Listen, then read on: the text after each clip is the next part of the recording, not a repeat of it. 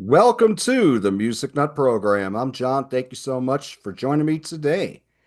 And today I am privileged to have my friend Mr. Tim Durling on the channel. Tim Durling has recently released another of his panel books. His latest panel book is Sing Me Away, the Night Ranger album review. This came out in the United States on June the 10th, 2025. Tim, thank you so much for joining the channel. How you doing today? Thanks for having me, John. It's good to be on here. It's a pleasure to talk about this. Trying to get the word out about this book. Thank you for purchasing it. I really appreciate it. Yeah, I'm just looking forward to chatting because the fact that I love talking about this band, I mean, the books are an extension of that. So.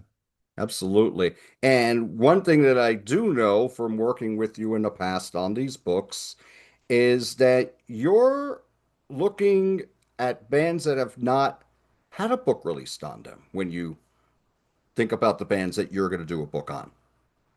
Exactly. And to my knowledge, there's never been a book on Night Ranger before. They're just one of those bands that just there's a million Kiss books and there's a million books on, Metallica or Rush or Aerosmith, pick a classic rock band. But I'm much more interested in writing about bands that have never had a ton of books written about them or any. And yeah, that's been kind of my goal. And bands that I feel deserve to be commemorated in this way. I think there's something very it's I'm very old school with physical media, but I also think that if you really want to know what a band's got for albums, what their recorded output has been, I think it's a lot easier to look at something like this than just go on the internet where it's wide open space. And if you don't have an idea in mind, where are you going to start looking? Um, so I wanted to have it all, one place. You can take it with you anywhere, and pick it up and read it. And yeah, and I also wanted to, and we'll get into this, I'm sure. I wanted to talk about all of their albums, which means they have 13 studio albums. So it's not just a band that released two, three albums in the 80s and then went away and are just touring their catalog. They've been fairly consistent at releasing new music. No doubt about that. And one thing I do really appreciate about your books is the these panel books. You're getting a wide variety of people talking about these bands. You're getting people who've been part of the industry. You're getting people who have been lifelong fans to the point where some of them may even be in the band's inner circle. At the same time, you're getting people in who are just casual fans, maybe just know the hits, or maybe fans who were a lot younger and are just learning about them by hearing them on Spotify. How is that diversity of your panelists? How does that really help with the book? Do you like the fact that you're getting a wide range of opinions from the people based on the experiences that they have with the band? Oh, I think it's fantastic. And this book has more content than any book that I've put out previously. There are 10 panelists per chapter. Some people a lot of people do multiple albums, but there are 10 panelists in each of the chapters. It's the longest book I've done. It's almost 300 pages. So it's a substantial read. It's a good long read, and you're absolutely right. You nailed it. I've got everything that you just described. I've got young fans, I've got old fans, I've got casual fans, I've got diehard fans. I do have some people that at some time or another were involved in some way in the band's inner circle. um, you know so all of those opinions and all of those thoughts are valid, completely valid, because if somebody says to me, well, Tim, I'd like to take part, I'm going to have to cram to listen to these. I'm not familiar with this album. That's fine, because you're getting a fresh perspective on it, as opposed to someone that's lived with the album, say since it came out or not long after it came out.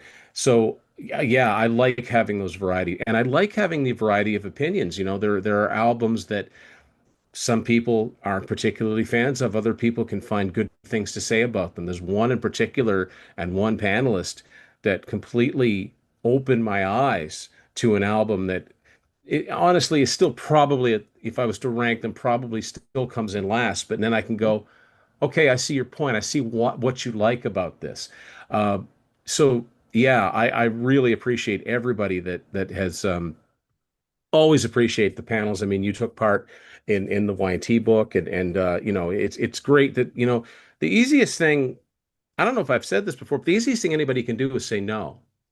But for Right. people to say, yeah, I'm going to do this, there's a commitment there, and I appreciate that. And all they're going to get out of it is their name in a book, really. So I really appreciate it. But I think that, you know, I've been asked to participate in books. You know, I've been, you know, privileged. We both participated in Martin Popoff's books before. And it's a privilege. It's a privilege to have, you know, especially someone like Martin, who, you know, is such an established author, thinks enough of what you might think about an album to want your opinion in it. Um, and I kind of approach it the same way. If somebody says, "Well, I don't know if I've got anything particularly interested to say," and I'm like, "Well, do you want to take part?" And they'll say, "Well, yeah." I think then then take part.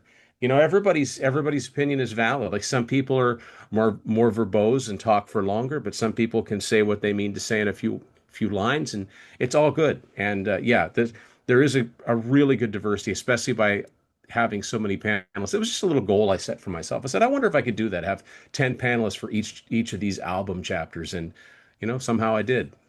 And based on what I've been reading in the book, I mean, you're seeing a wide range of opinions on here. Not everybody's agreeing on their love for each song, which I think is really cool. We're not just, and they really have a love for the deep tracks on these albums as well as far as also other songs that were near the end of an album that maybe they're an unheralded gem, or maybe it was like, oh, we just put this in because we wanted to get 10 songs on the album. So you're getting a wide range of opinions. Yeah, and that kind of goes to the fact that this band made albums. They didn't just come up with two or three really good songs and then said, "Okay, we got the record. We're going to sell because we've got hits on it. Let's just write a bunch of songs and get the thing out." There's a certain level of quality with all of Night Ranger albums, even if they're going in a direction that I don't particularly respond to on that particular album. And I think that's important too. I think people need to know this is not a hits band, even though they were fortunate to have a few hits, probably more than people think. Um, but you know, these guys are in it for the long haul, right? And the fact of the matter is that the band that's on tour, that's still out there, they're three-fifths intact from when they started, and that's really rare too. And you've got your two original singers, you've got your original guitar player. Um, you know, it's these guys are serious about what they're doing. No doubt about that. So I have to ask this question. What was your gateway to Night Ranger? Well, without giving too much away, because it is in my introduction, I would love to be able to be. I don't think there's any band, to be quite honest with you, and it probably has to do with my age and the place, you know, the area of the world that I've grown up in Eastern Canada. I'd love to be able to say I was in on the ground floor or heard a demo or something. But no, it was like millions of other people. I heard Sister Christian. Uh, I was probably 9, 10 years old, and some older kids had a boombox, and they were at a playground, and I heard the song sing Motor in, and I thought it was catchy, and that was my first exposure to this band. So it's, you know, it's not all that different, but I love hearing about people get into how people get into bands because everybody's got a story, right? And if it's a Exactly. band that you've loved, you remember plain as day where you were when you heard a certain song or bought a particular album or, you know, just found yourself getting, you know, intrigued by a band and getting into them. But for me, it was, you know, I didn't have MTV, so I didn't see the video to Don't Tell Me You Love Me. I didn't see that until the advent of YouTube. So Yeah, exactly. What I really admire about the band in reading this book is when they came back after they first broke up, they came back to a totally different musical landscape. And they stuck to their guns and they stuck to that melodic hard rock foundation. You didn't really have a dark and shadow life here. You didn't have, well, yes and no. Okay. Yes and no.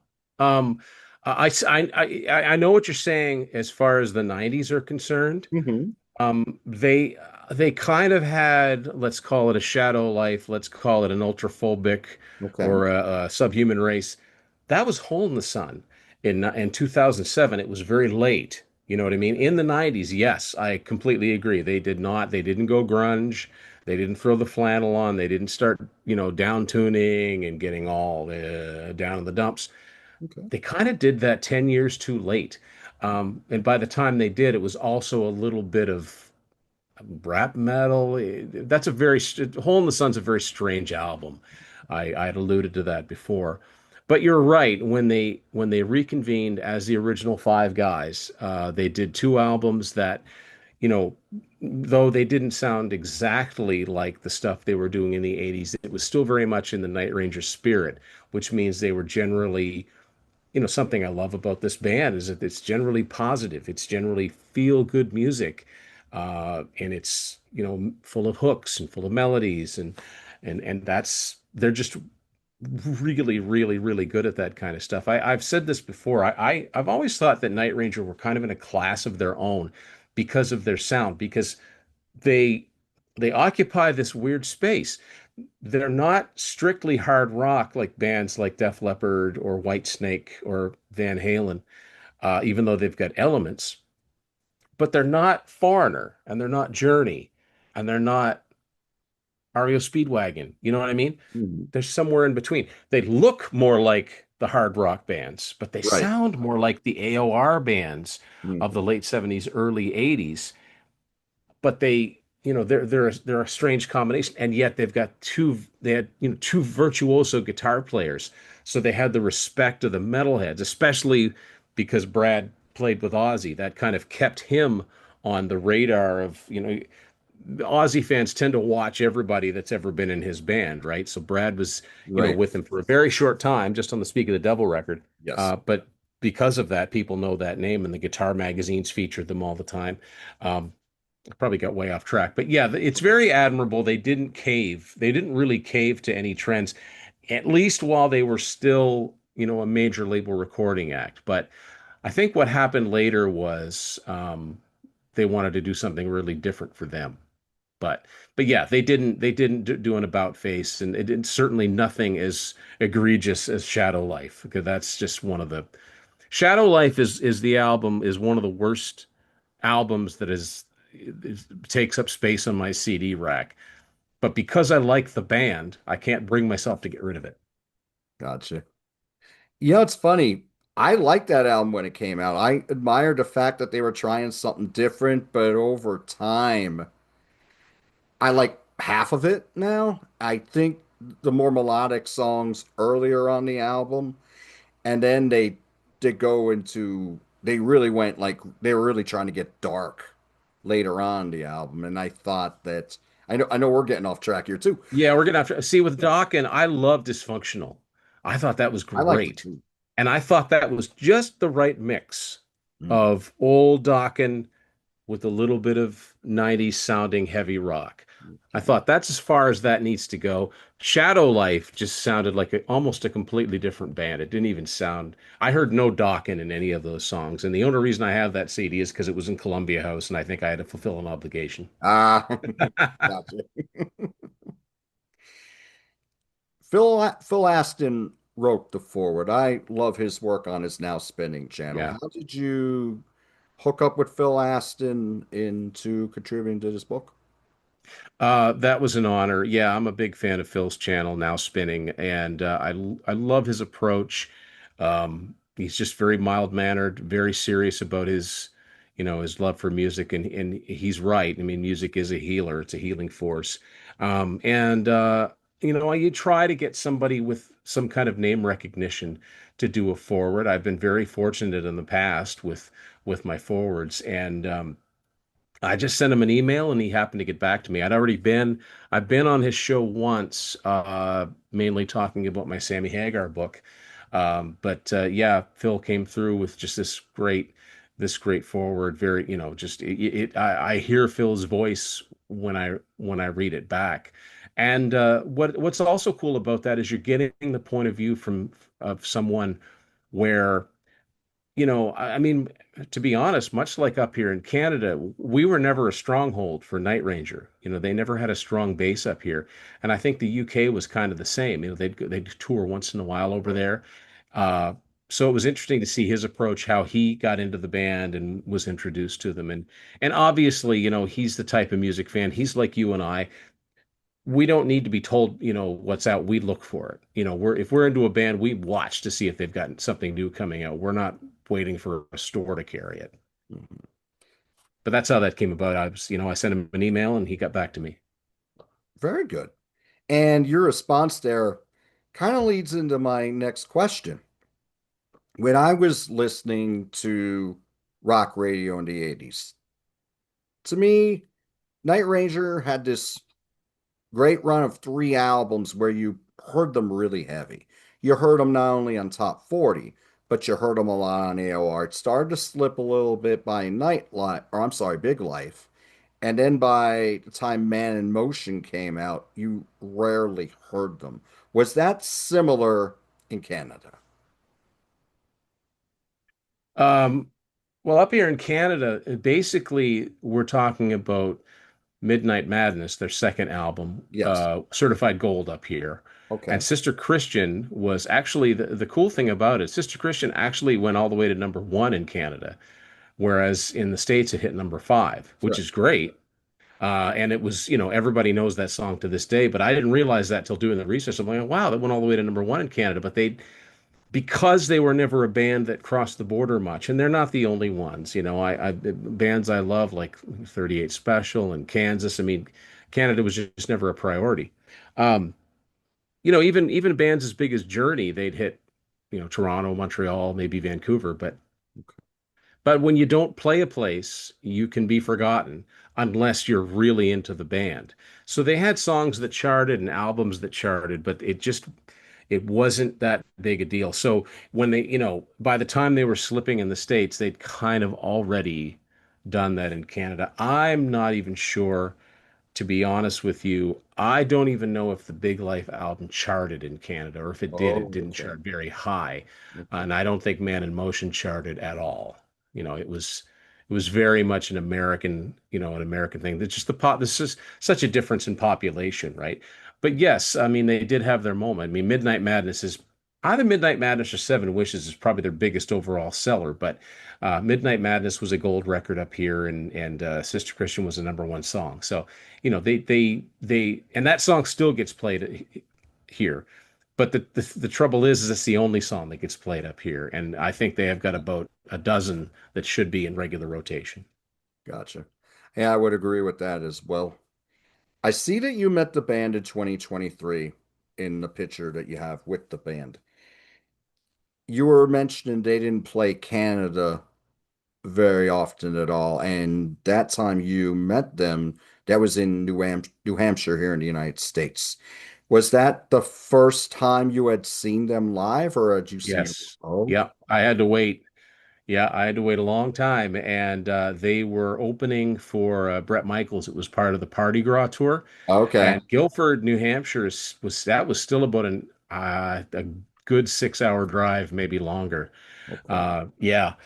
Now the funny thing is, we'll get back to this, but the funny thing is that since the book came out, they've since announced two Canadian dates this year. Oh, They're nice. playing at Casino Rama in Ontario, and they're playing a date in Winnipeg, which are nowhere close to where I live, but hey, they're getting up here. So hopefully the Canadian fans in those areas will come out and say, hey, doesn't, Canada likes you guys. You need to come up here. And I know they were a bigger selling band, but in 2015, Journey did an extensive Canadian tour. And I mean an extensive tour. And that's the only time I got to see them. They played Moncton, New Brunswick. This is about uh, 3.5 hours away from me. It's very doable, right? You don't have to Right. break the bank just getting to the show, never mind the tickets. Yeah. And the crowds were great at all these shows. Like they did very, very well. So there is an audience, even if they need to bundle up or buddy up with a bunch of bands. I always joke because Loverboy, we're such a big band in the US. They're like the ambassadors. So they should be like, come with us. Yeah, You'll have fun. You'll have fun up here. it's But yeah, I didn't get to see a full headline set, but they were fantastic. As far as getting the picture taken, that was a meet and greet. It was very fast. You go in, shake hands, get the picture and go. But it was great.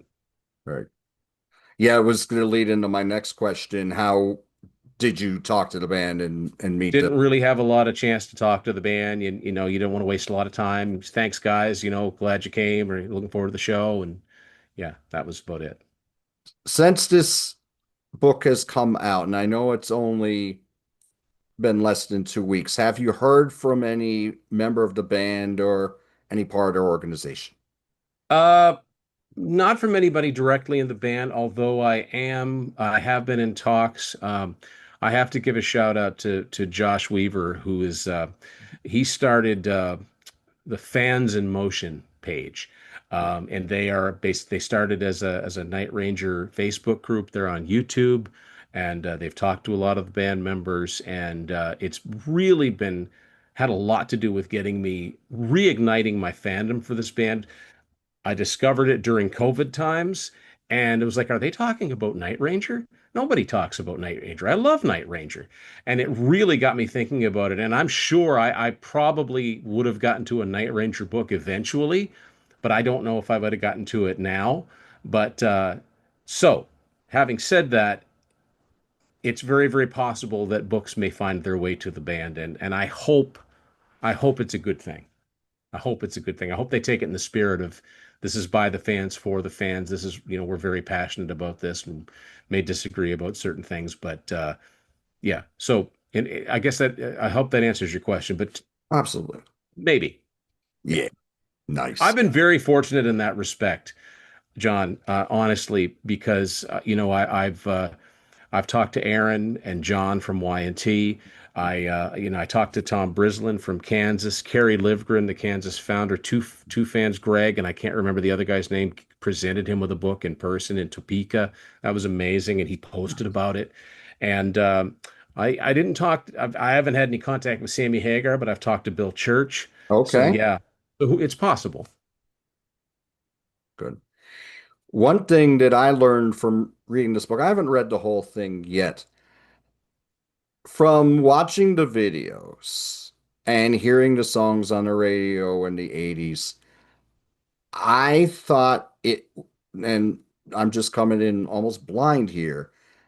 I thought that Kelly wrote more because he sang a lot of the singles. What I'm reading is that Jack was the main songwriter in the band. Absolutely. Yeah.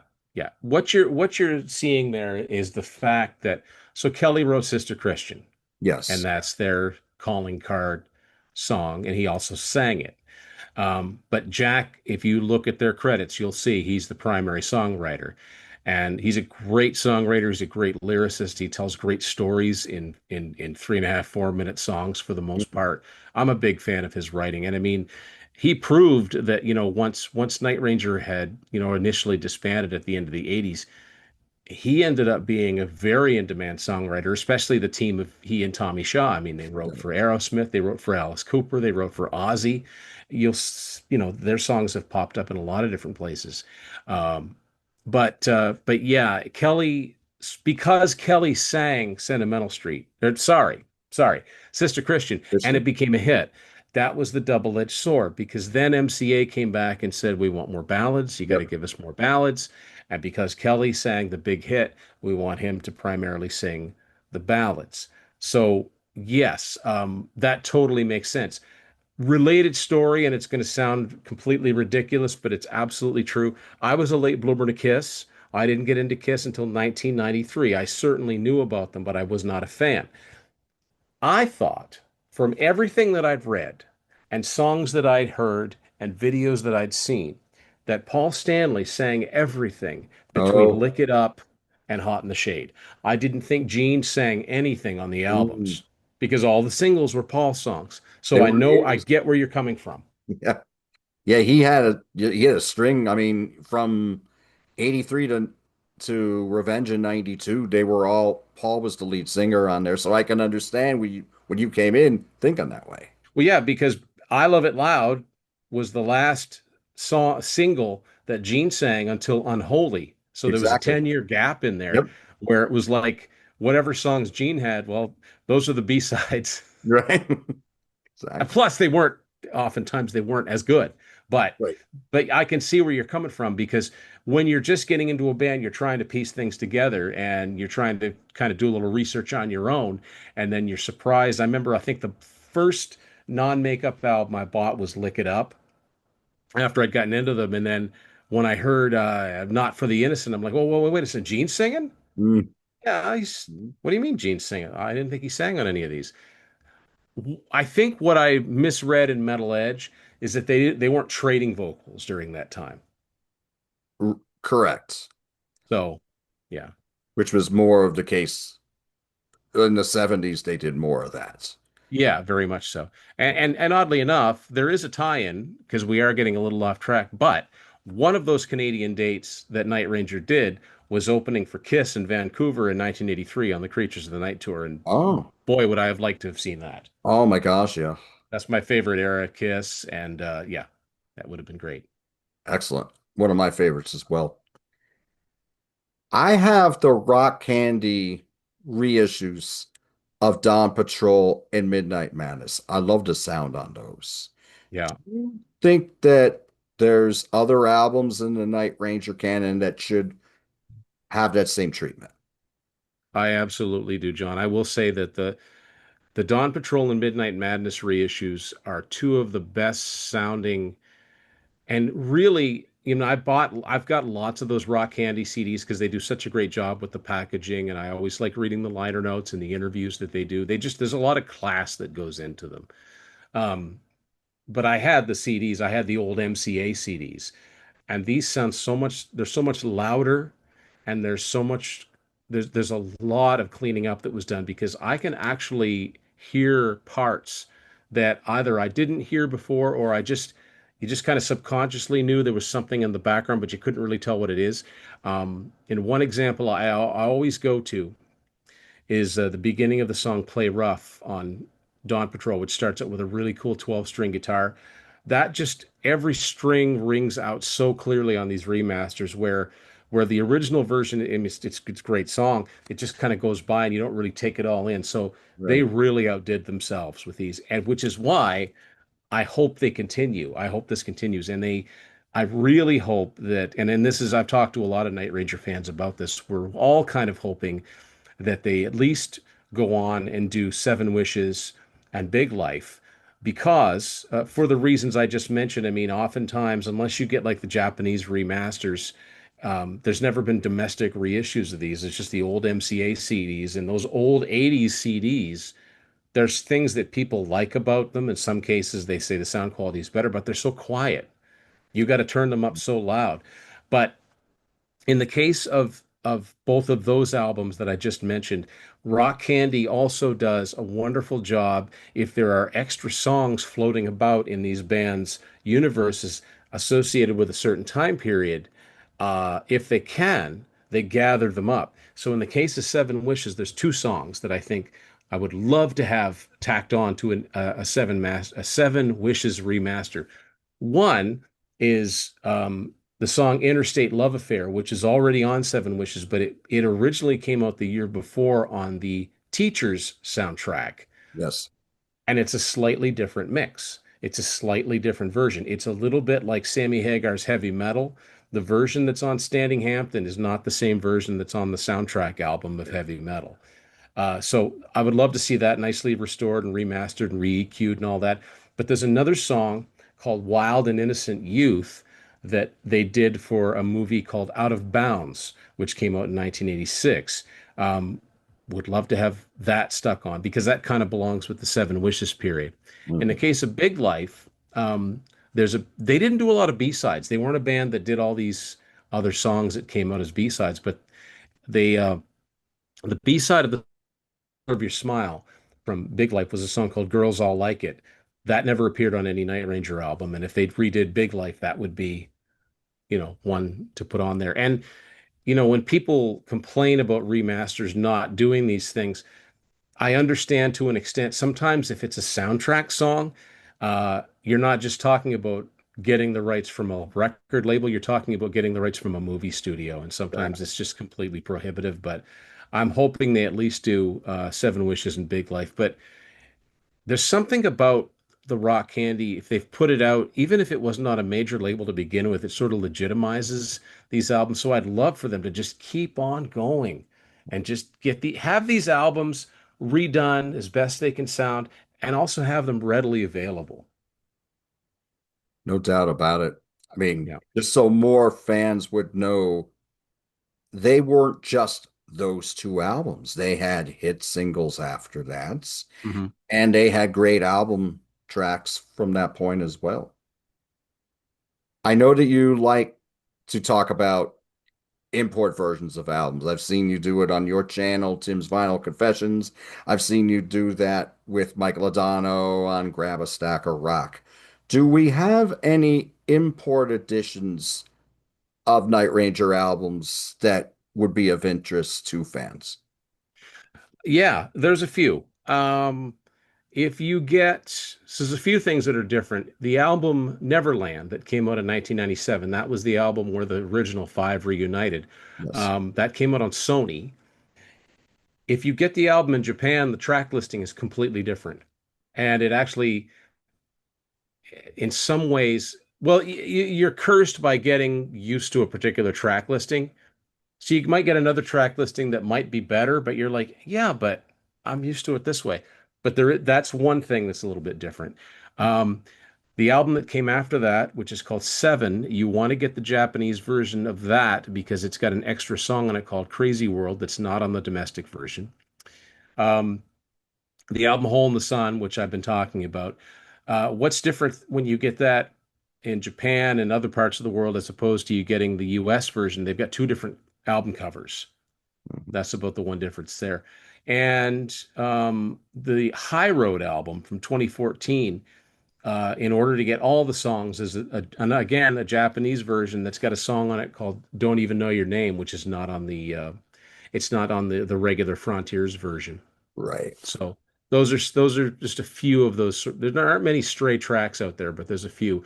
And there's some digital only ones. I don't pay much attention to digital only stuff, but when they put Somewhere in California out in 2011, there are two digital only tracks. One was a cover of Dirty Deeds Done Dirt Cheap, which is fun because actually Jack Blades does a pretty good Bon Scott.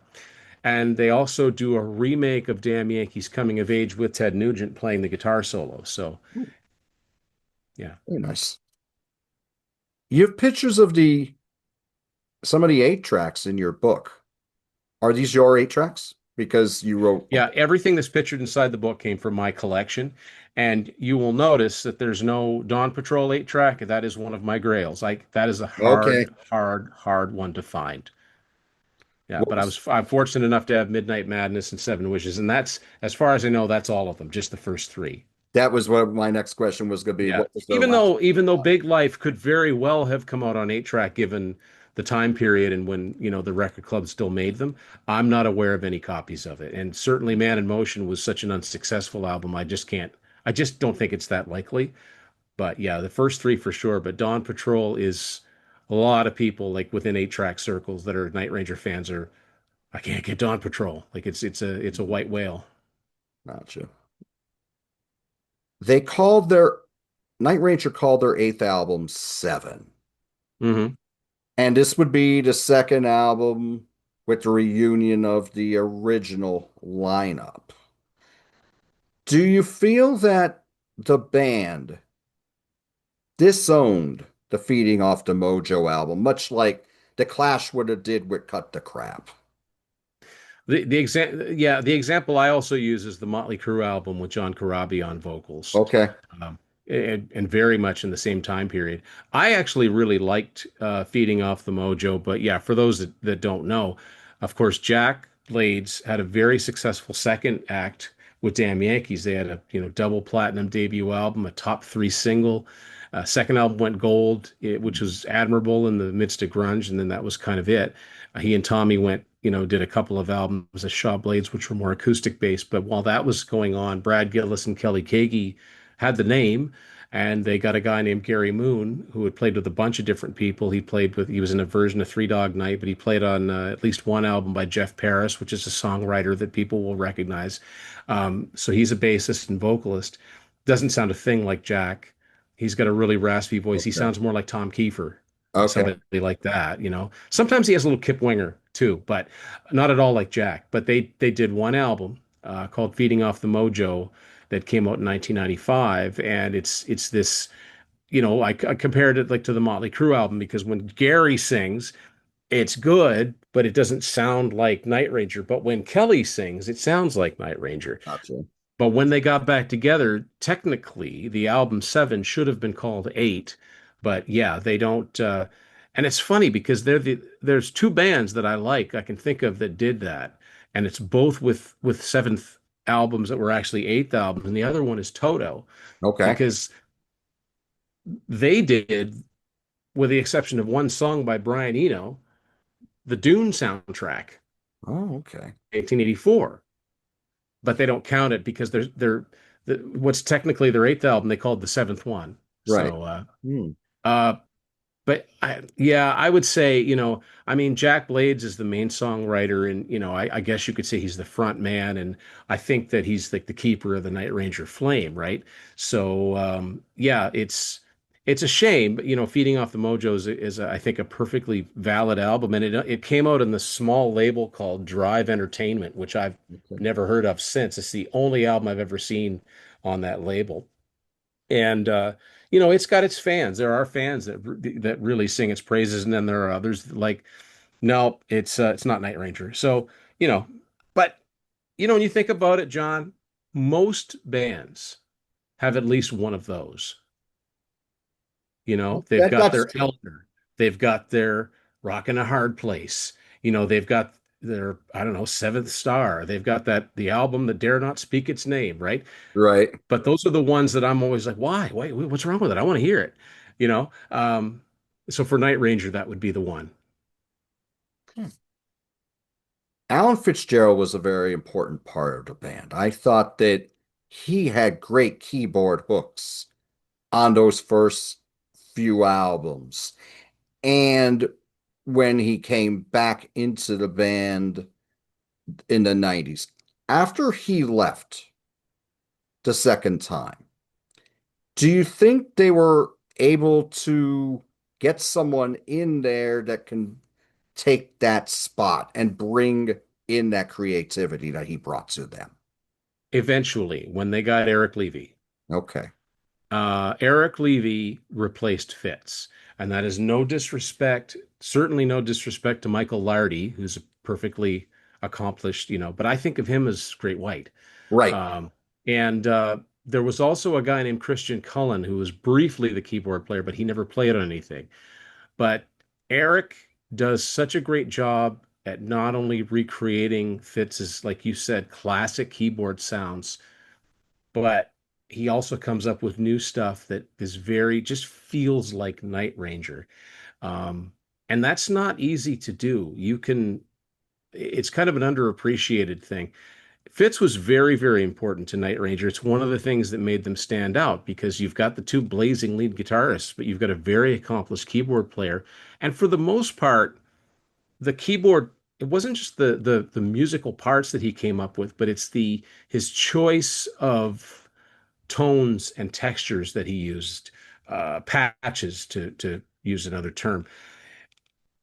They've dated quite well, I think, for the most part. There's only a few that a new listener might go, "Oh man, that sounds dated."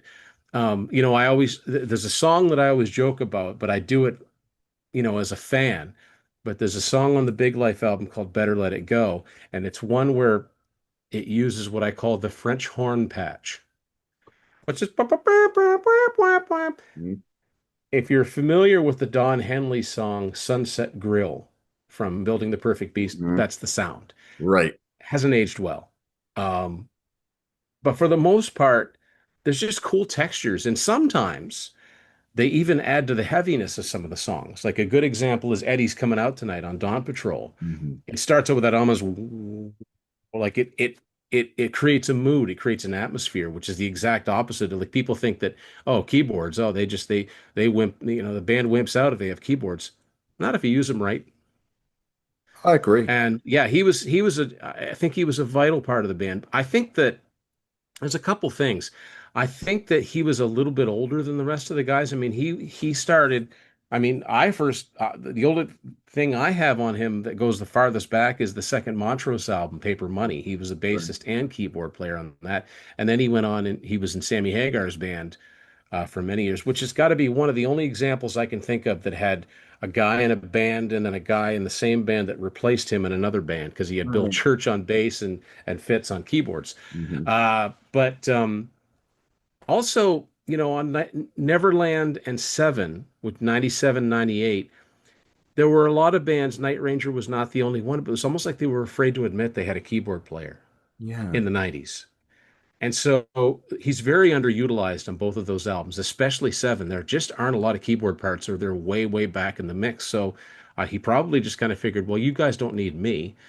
Also, I think he got a gig playing with Springsteen, and that's whatever Night Ranger pays. That Springsteen gig's got to pay more. And also, of course, leading up to the Night Ranger reunion, he was Eddie Van Halen's keyboard tech. Oh, okay. The one time I saw Van Halen was on the Balance tour in '95. I bought the tour book, and they have photos of the staff, and it says Alan Fitzgerald keyboard tech. I'm like, that's Fitz from Night Ranger. Whoa. So Never knew that. that would be the Sammy connection, right? Hmm. Exactly. There you go. We're so far off track now. I hope you can get us back. I don't know. It's definitely all good. And one other thing that I always thought about with Alan Fitzgerald's role in the band, when you saw I grew up watching MTV. You rarely saw him in those videos. Like you would only see him a little bit when they go into the chorus and be nodding his head and playing the keyboard line. But when you listen to those hit singles, I mean, you don't have Sister Christian went out that piano. I don't Yeah. think, and same thing with a song like Four in the Morning. I think that keyboard is a very integral part of that song. Oh, the way that starts out with a sort of orchestral intro. Hmm. Yeah. My understanding is he wrote that piano part for Sister Christian. I mean, Kelly Keagy has sole songwriting credit, but yeah, but yes, absolutely. I mean, he could switch between playing piano and synth and organ. Um, he really seemed to understand what these songs needed. The heaviest of Night Ranger songs, he finds a way to come up with just the right part. Uh, so yeah, but like most keyboard players, unless they sing, unless you're Rick Wakeman or John Lord, you don't usually have much of a spotlight. You're kind of in the background. Right. Okay. I'm a newbie. I have the Greatest Hits album. There's an album that I would really enjoy that's similar to that sound after they got back together in 95. What album should I pick up? Uh, Easy answer. And I think if you ask most big Night Ranger fans that know the whole catalog, will all tell you Somewhere in California from Okay. 2011. That was the follow-up album to Hole in the Sun. That was after Jeff Watson left for the second and final time. And it's the first album with Eric Levy on keyboards and Joel Hoekstra on guitar to augment the lineup of, the steady lineup of Jack Blades, Kelly Keagy, and Brad Gillis. That album is one of the best returns to form I can think of that any band has ever successfully pulled off. Totally recaptures their 80s sound without just sounding like they took old songs, changed the key, and wrote new lyrics. It sounds like it could have come out in 1989 or 1990 had there never been a damn Yankees. It just sounds like the next logical thing. And that's so rare when you've got an album that's a fairly latter day album that you can just, like Martin Popoff says, parachute in the middle of their classic albums and no one would bat an eye. They're that Right. good. It's that good. So I would totally Nice. say that. As a matter of fact, I would almost say if somebody's got the greatest system, I think, where do I go next? I'm like, well, try this album out. Because if you don't like this album, you're not going to like any of the rest of them, I don't think. Because there's so many parts on Somewhere in California where you just go, well, that's Night Ranger. Even if you can't put your finger on it, just the combination. of the guitars and the keyboards and the vocals, that's Night Ranger. That's what they do. And yeah, that's my answer. Okay. With your second book, Y&T Down for the Count, the Y&T album review, you started releasing your books print on demand through Amazon.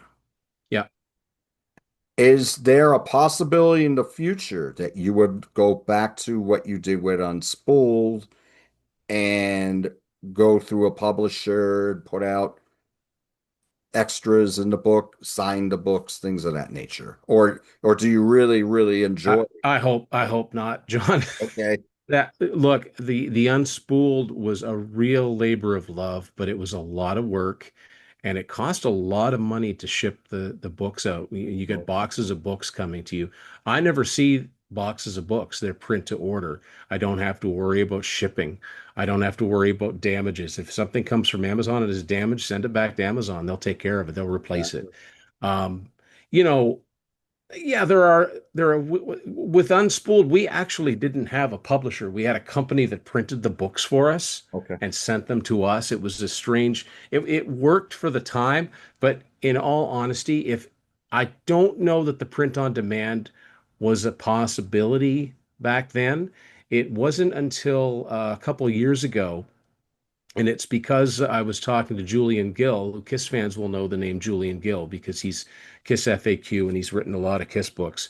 Um, I was talking to him about one of his books, and he said he put it out through Amazon. And I said, what do you mean you put it out through Amazon? Like they sold it for you? Oh, they printed it up. So we put Unspooled out, the second edition of Unspooled through Amazon, and it's been available ever since. Because that's the other thing. Once that first run of Unspooled books was gone, they were gone. Because in order to make any kind of financial sense, you had to order at least 100 books. And I didn't think I had demand for another 100 books. And the 2 years that it's been on Amazon, honestly, has told me that I'm right. I'd still be sitting on a pile of books. So this is great because yes, they do take a chunk of, obviously, they have to make money doing this. Right. Um, but right now, it just works. It's like there's not a lot of, well, you got to PayPal or you got to email someone and get their address. It's like, how do I get your book? You send them a link to Amazon. Click. Thank you very much. Yes. If somebody, I find it, why does anybody care if I sign it or not? But if somebody wants it signed, I suppose, I mean, they could get in touch with me and I'd have to order one, sign it, and then Okay. ship it out so I'd have to charge more. So it's Yeah. just one of those things. It's you know, um, logistically, there's so many things about it that just work, putting them out this way. And I've had really good luck with it. And there's a template that you have to follow. But if you go by that template, then your book comes out just the way you want it. Excellent. Tim, thank you so much for coming on my channel today to discuss your newest book, Oh, Send Me Away. thank you. Did I I? thank you, John. Thanks. Any exposure is great. That's the other thing about, not having an agent or a publisher. The promo falls to, me and my socials and whatever reach I have. So yeah, getting the word out there as much as possible. It doesn't matter how many mutual, fans we have. There's going to be different people that see it that might not otherwise see it. So I really appreciate every opportunity. So, and it's always a pleasure talking to you too. And well, I'll have to have you on Much, Tim. my show sometime to talk about something. Definitely. What do you have coming up on Tim's Vinyl Confessions? As of filming this right now, well, I am in the midst of doing a deep, as has been my tradition when I put a book out. I do a deep dive series on whoever it is on each of the studio albums. So I'm working my way through the Night Ranger catalog with actually everybody that I've been filming these with. I've got a different co-host for each. They're Nice. all in this book.